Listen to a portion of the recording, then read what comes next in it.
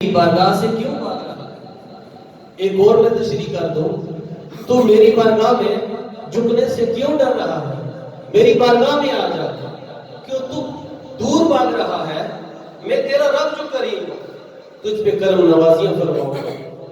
اور جو روزے رکھ کر رب کا شکر ادا کرتے ہیں تو رب کریم ان کے لیے بھی اعلان کر رہا ہے، جو علیل ہیں ان کے بھی لیے اعلان ہے، جو مسافر ہیں اس میں سارے شامل حال ہیں، اس میں مسلمان بھی ہیں اور غیر مسلم بھی، کہ یا ایھا الانسان ما غرک بربک الکریم، اے انسان تو میری بارگاہ میں آ جا، تیری ماں تجھ سے، ایک ماں تجھ سے محبت کرتی ہے، میں رب ہو کر، میں کریم رب ہو کر 70 ماؤں سے بڑھ کر تجھ سے پیار کرتا ہوں، میری بارگاہ میں آ جا۔ رمضان کے لمحات، رمضان کا مہینہ ہے، اور آج یقیناً یہاں پہ میں تو آؤٹ آف کنٹری سے آیا ہوں، ہمارا اور آپ کا ہو سکتا ہے روزے کا سسٹم ایک ہی ہو۔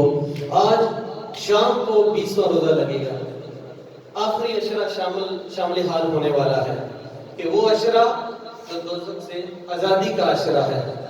اس رمضان میں جو کچھ ہم نے کیا اور جو کچھ ہم رب کی بارگاہ میں کریں گے، جو جھکیں گے، وہ خالق جانتا ہے، ہماری نیتیں خالص ہونی چاہیے۔ میں آپ کے سامنے اسی رمضان کے حوالہ سے کچھ چند باتیں گوش گزار کرنے کی سعادت حاصل کروں گا۔ مجھے قبلہ علامہ صاحب نے جو موضوع دیا ہے وہ 3 موضوع انہوں نے دیے تھے، ایک فضیلت رمضان و قرآن اور مخدومہ کائنات سیدہ کائنات رضی اللہ تعالی عنہا کی شان، مقام اور مرتبہ۔ میں تو یہی کہنا چاہتا ہوں کہ شان اور مرتبہ، مقام ان تمام کا تو ورا الورا ہے، ہم ان کے تذکرے کر کے، ان کی بارگاہ میں استغاثہ پیش کر کے ہم اپنی شان بلند کر رہے ہیں، ان کی شان تو ورا الورا ہے۔ اور ایک روایت آپ کے سامنے رکھنا چاہتا ہوں، وہ یہ ہے کہ موسیٰ علیہ السلام کے حوالہ سے جب امت کی بات چلی تو موسیٰ علیہ السلام کے سامنے رب کائنات نے، جب موسیٰ علیہ السلام کلام کے لیے طور پہاڑی پر گئے تو اس وقت رب کائنات نے موسیٰ علیہ السلام کے سامنے امت کا تذکرہ کیا۔ جس طرح سے آپ علماء کرام سے سنتے رہتے ہیں کہ قرآن پاک کے اندر ارشاد ہے کہ ہم جو لوگ ہیں بہترین امت ہیں، خیر امت قرار دیا گیا ہمیں، صحابہ کرام سے لے کر صبح قیامت تک جتنے مومن مسلمان آئیں گے یہ خیر امت کہلوائیں گے، یعنی بہترین امت۔ اب اس بہترین امت کا تذکرہ رب کائنات نے آج سے 3000 یا 4000 پیچھے چلے جائیں، موسیٰ علیہ السلام کے سامنے رب کائنات نے ہم کلام کرتے ہوئے بیان فرمایا۔ اللہ رب العزت نے ارشاد فرمایا کہ اے موسیٰ، امت کا تذکرہ کرتے ہوئے ایک ایسی امت ہوگی، وہ میرے محبوب کریم صلی اللہ علیہ وسلم کی امت ہوگی، ان کو، ان کی فضیلت، ان کا مقام، ان کا مرتبہ یہ ہوگا کہ میں انہیں 2 ایسے نور عطا کروں گا، ایسے 2 نور کہ وہ ہر ضرر سے، ہر نقصان سے، اس نور کے توسط سے وہ امت مسلمہ محفوظ رہے گی۔ اور وہ نور کون سے ہیں؟ موسیٰ علیہ السلام نے عرض کی، اے خالق کائنات، اے میرے رب، میں تیرا کلیم ہوں، میری بھی امت ہے، اس امت کا مقام اور مرتبہ کیوں بلند و بالا ہے؟ موسیٰ علیہ السلام نے جب یہ عرض کی، خالق کائنات نے فرمایا وہ جو 2 نور عطا کروں گا، اس نور کے توسل سے امت مسلمہ ہر ضرر سے، ہر نقصان سے محفوظ رہے گی۔ وہ موسیٰ علیہ السلام نے عرض کی، اے خالق کائنات، وہ 2 نور کون سے ہیں؟ رب کائنات نے فرمایا وہ 2 نور، ایک نور قرآن ہے اور دوسرا نور رمضان ہوگا۔ اے امت مسلمہ، تجھ کو رب کائنات نے حضور کے توسل سے ایسے 2 نور عطا کیے ہیں کہ ان 2 نور پانے کی وجہ سے، اس پہ چلنے کی وجہ سے تم ہر نقصان سے، ہر طرح کے غیبت سے، ہر طرح کے فراڈ اور دھندے سے تم محفوظ رہو گے۔ آگے انسان پہ چھوڑ دیا گیا، اور دو نور کی وجہ سے انسان کے چہرے چمکتے ہوئے ہوں گے۔ پھر موسیٰ علیہ السلام نے فرمایا وہ جو دو نور وہ کون سے ہیں؟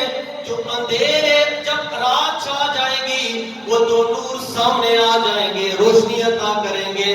موسیٰ علیہ السلام نے عرض کیا رب کائنات وہ اندھیرے کون سے ہیں کہ جس اندھیروں میں، جس رات کی تاریکی میں یہ دو نور سامنے آ جائیں گے، وہاں پہ روشنی ہی روشنی نظر آئے گی۔ پھر رب کائنات نے فرمایا ہے موسیٰ وہ دو کٹھن مشق وہ راہ وہ ہے، وہ سبیل وہ ہے، وہ راستے ہیں۔ ایک قبر کا راستہ جہاں پہ اندھیری رات ہوگی، ایک معاشر کے دن جب نفس نفسی کا عالم ہوگا، اس وقت یہ اندھیرا چھایا ہوا ہوگا، اس وقت قرآن بھی سامنے آ جائے گا، رمضان بھی سامنے آ جائے گا۔ انسان کے لیے یہ روشنی بکھارے گا۔ ایک اور روایت آپ کے سامنے پیش کرتا چلو، حضرت عبداللہ بن عمر رضی اللہ تعالیٰ عنہ اس کے راوی ہیں۔ اسی بات کو چلتے ہوئے یہی قرآن، یہی نور اس انسان کے سامنے، رمضان بھی قرآن بھی سامنے آ جائے گا۔ جب انسان مشکل میں پھنسا ہوا ہوگا، نفس نفس کا عالم ہوگا، چاہے وہ قبر کا اندھیرا ہو، چاہے محشر کا دن ہو، اس وقت قرآن سامنے آ جائے گا۔ قرآن رب کی بارگاہ میں عرض کرے گا اے میرے خالق، اے میرے مالک، یہ مجھے ہر لمحہ لہذا صبح کے ٹائم پہ، دن کے لمحات میں، رات کے سونے سے پہلے مجھے یہ ہر روز تلاوت کیا کرتا تھا۔ اس لیے یہ بندہ خاص مجھ سے محبت کرتا تھا۔ میں اس کے ساتھ محبت کرتا ہوں، میں اپنی شفاعت اس کے حق میں پیش کرتا ہوں۔ اے میرے رب کریم میری شفاعت اس کے حق میں قبول فرما لے۔ اور اس وقت یہ رمضان بھی سامنے آ جائے گا، قرآن بھی سامنے آ کر شفاعت پیش کرے گا۔ ایک عظیم صورت میں دونوں پیش ہوں گے۔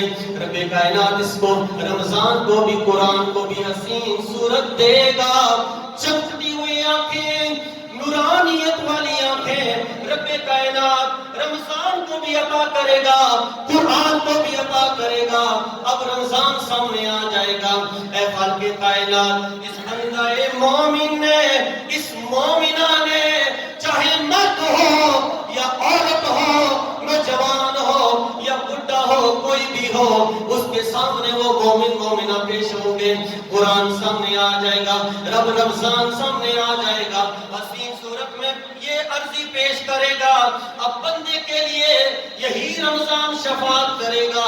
اے خالق کائنات، اس نے صبح سحری کے ٹائم پہ سحری کی ہے، اب نیت خالص کر کے اس نے دن میں مشکلیں بھی دیکھی ہیں، مزدوری بھی کی ہے اور گندم بھی کاٹی ہے، یقیناً اور بھی دنیا میں جتنی بزنس والے کام ہیں اس نے کیے ہیں۔ سامنے فوڈ ہے، بندہ تھیسٹی ہے، تھیسٹی کا مطلب ہے پیاسا ہے، پیاسا ہے، پانی سامنے ہے، اب پانی پی نہیں رہا، فوڈ سامنے ہے، دکانیں بھی کھولی ہیں، بس کھانے کو جی نہیں چاہ رہا، اس لیے کہ رب کی رضا کے لیے اس نے خالق کائنات کا حکم مانا ہوا ہے، روزے کی حالت میں ہے، نہ پانی بھی پاس، پانی نہیں پی رہا، فوڈ بھی پاس ہے، فوڈ بھی نہیں کھا رہا، کھانا بھی نہیں کھا رہا، اب چھپ کر بھی نہیں کھا رہا، اس نے روزہ رکھا ہوا ہے۔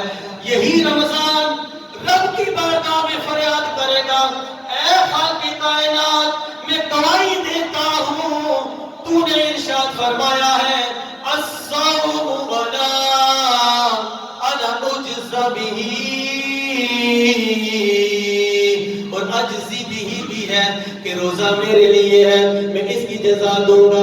رمضان سامنے آئے گا، روزہ سامنے آ جائے گا، روزہ رمضان عرض کرے گا اے خالق کائنات میری شفاعت اس کے حق میں قبول فرما لے، اس لیے اس نے بھوک اور پیاس برداشت کی اور دن میں پیاسا بھی رہا، اس نے کھانا نہیں کھایا، اس نے پانی نہیں پیا، دنیا کی ہر طرح کی خواہشات سے اپنے آپ کو روکے رکھا، میری شفاعت اس کے حق میں قبول فرما لے۔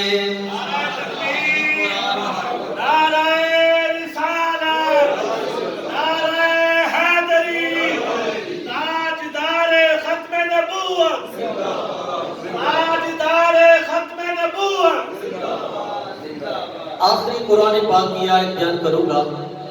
خالق کائنات نے ارشاد فرمایا یہ قرآن، یہ وہ قرآن ہے کہ اگر پہاڑوں پہ نازل کر دیا جاتا تو پہاڑ بھی ریزہ ریزہ ہو جاتا۔ اس کے بارے میں بھی خالق کائنات نے قرآن پاک کے اندر ارشاد فرما دیا، لو انزلنا هذا القرآن على جبل لرأيته خاشعا متصدعا من خشية الله وتلك الأمثال نضربها للناس لعلهم يتفكرون۔ اگر یہی اللہ کا کلام کسی پہاڑوں پہ نازل ہو جاتا، پہاڑ ریزہ ریزہ ہو جاتا، پھر رب کائنات نے فرمایا یہ کس ہستی پہ نازل ہوا؟ الا نزل علی محمد، نزل علی محمد، حضور علیہ السلام کی قلب اطہر پہ خالق کائنات نے قرآن کو نازل کیا۔ اور یہ قرآن، اسی قرآن کے حوالہ سے اگر بات کی جائے تو بات لمبی ہو جائے گی۔ مجھے علامہ صاحب نے اشارہ کیا ہے مخدومہ کائنات کے بارے میں تھوڑی سی بات گوش گزار کر دیں، 4-5 منٹ رہتے ہیں۔ مخدومہ کائنات سیدہ کائنات رضی اللہ تعالیٰ عنہ، میرا انداز گفتگو تھوڑا سا اور ڈفرنٹ ہے، ساری گفتگو اس طرح سے مجھے کہا گیا ہے، موضوع دیا گیا ہے، اس موضوع کا سخن جو بیان تھا کافی لمبا تھا۔ اب میں سیدہ کائنات رضی اللہ تعالیٰ عنہ کی بارگاہ اقدس میں استغاثہ پیش کرنے جا رہا ہوں۔ سیدہ کائنات رضی اللہ تعالیٰ عنہ کے بارے میں آپ نے علماء کرام سے سنتے رہتے ہیں کہ سیدہ کائنات رضی اللہ تعالیٰ عنہ جب حضور علیہ السلام کی بارگاہ اقدس میں حاضر ہوتی تھی، بیٹیوں کا مقام بتایا، لخت جگر کا مقام بتایا کہ بیٹیوں کا مقام اور مرتبہ کیا ہے۔ حضور فرماتے ہیں، اس کے راوی حضرت ام عائشہ صدیقہ بنت صدیق، اب کہیے سبحان اللہ، سچے مومنوں کی سچی ماں۔ اب آواز آنی چاہیے، دل میں ٹھنڈ نہ پڑ جائے، سارے مومنوں کی ماں، سچے مومنوں کی سچی ماں اور سچے باپ کی سچی بیٹی، پاکیزہ نبی کی پاکیزہ بیوی، محبوبہ رب العالمین، حضرت اماں عائشہ صدیقہ بنت صدیق اس کے راوی ہے۔ آپ فرماتی ہیں سیدہ کائنات حضور علیہ السلام کی لخت جگر جب اپنے والد گرامی میرے حجرہ مبارک میں حضور علیہ السلام کی بارگاہ اقدس میں جب حاضر ہوتی تھی، آپ فرماتی ہیں اذا دخلت علیہ، جب وہ داخل ہوتی تھی، قام الیہا وقبلہا، حضور اپنی مسجد کو چھوڑ دیتے تھے، مسجد کو چھوڑ کر کھڑے ہو جاتے تھے، اب اپنی لخت جگر کے لیے حضور کھڑے ہو جاتے ہیں۔ پھر فرماتی ہیں وَأَجْلَسَهَا فِي مَجْلِسِهِ، حضور اپنی مسجد کو چھوڑ کر اپنی لخت جگر سیدہ کائنات رضی اللہ تعالی عنہا کو اس مسجد پہ بٹھایا کرتے تھے۔ اب میں آپ سے بات کروں، اگر مثال کے طور پہ آپ کسی جگہ پہ بیٹھے ہوں تو آپ کا باپ آ جائے، ابو جان آ جائے، تو یقیناً آپ کھڑے ہو جائیں گے، ادب کے لیے کھڑے ہو جائیں گے، یقیناً کھڑے ہو جائیں گے، کیونکہ باپ آ گیا ہے، ابو جی آ گئے ہیں، بے شک آپ حافظ قرآن ہیں، شیخ الحدیث ہیں، باپ اتنا پڑھا لکھا نہیں ہے پر باپ تو باپ ہی ہے، کھڑے ہو جائیں گے۔ اب مثال کے طور پر آپ کسی پیر کے مرید ہیں تو پیر آ جائے تو مرید کھڑا ہو جائے گا، استقبال کرنے سے یقیناً کھڑا ہو جائے گا، ادب احترام ہے۔ اور اعلیٰ حضرت آ جائیں، بات لمبی نہیں کرنا چاہتا، اعلیٰ حضرت فاضل بریلوی رحمۃ اللہ تعالیٰ آ جائیں تو اس دور کے علماء بیٹھے رہیں گے؟ یقیناً نہیں، کھڑے ہو جائیں گے۔